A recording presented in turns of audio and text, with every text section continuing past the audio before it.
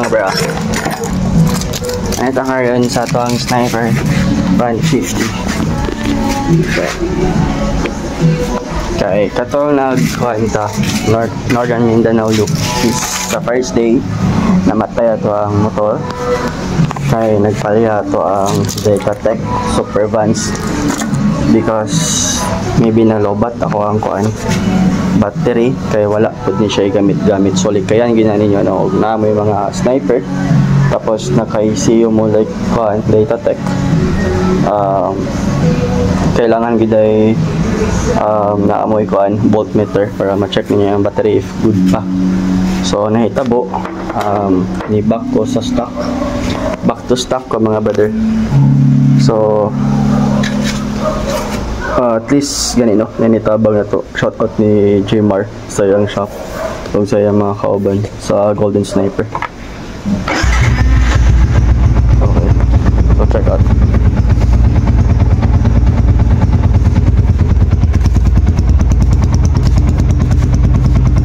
Nakatiwas ko sa Northern Mindanao loop because nag-back to stock ko. No, pero remain Japon, NJK Iridium, salamat ni Jmar. Naka-spray, yatag. Same Uma Span Japon. Coil. Tapos apa man. Same Japon. Ang pambutso modified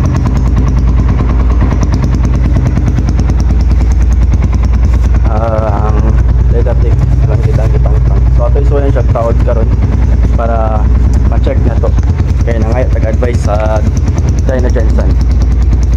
Okay, let's go.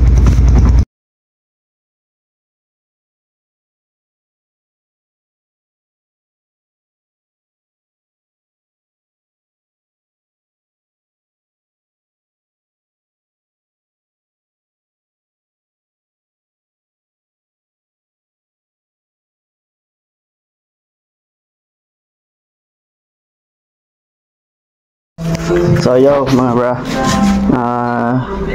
natawad na to ang kuan Detatec. So atong paminawan kung same bagyapon katong na damage siya no. Let's go.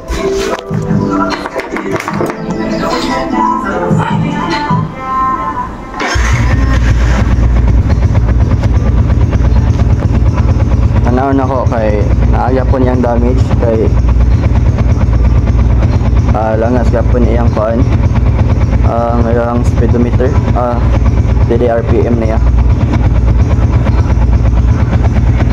Tapos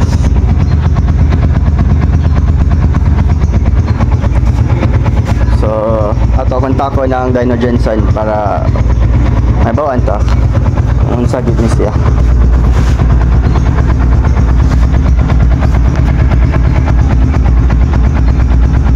Super van.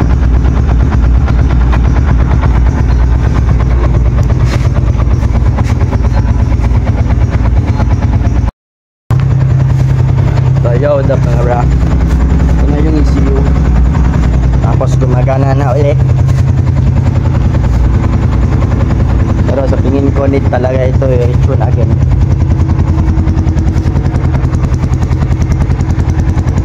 So maghihintay na lang tayo ng June 27 na dating ito yung Dyno Jensen. May spot sila dito.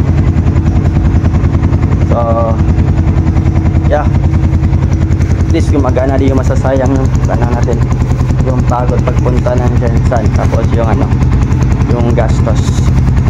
So yan lang muna. At least we try. Yep.